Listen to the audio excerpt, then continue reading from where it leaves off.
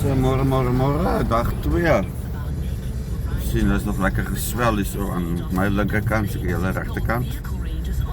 So nag 4 uur wakker geraak, vanoggend 4 uur, kan veel lekker afgeskuiwe van die pyn.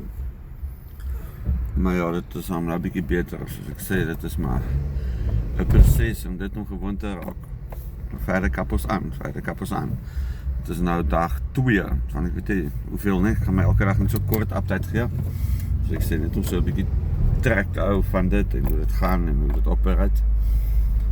So mini brosure en dan is dit ook alweer donderdag. Like as dit so 'n kort week is. Maar nou is die storie weer om volgende week gewoon te raak aan 'n normale werksweek. Maar wat die naweek is dan lekker sport. Ons op plan om Saterdag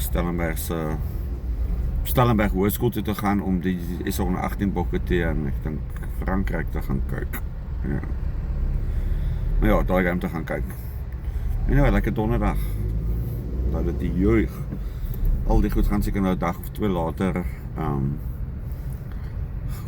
geshare word of gebroadcast word, want ek weet nog nie hoe ek dit wil doen, ek is nog aan die dink hoe en wat en waar en hoe ek dit gaan doen, maar ja, so dit sal nou nie op die dag wees wat ek praat, wat dit nou geshare word, maar daar was ook 'n fout daarmee nie.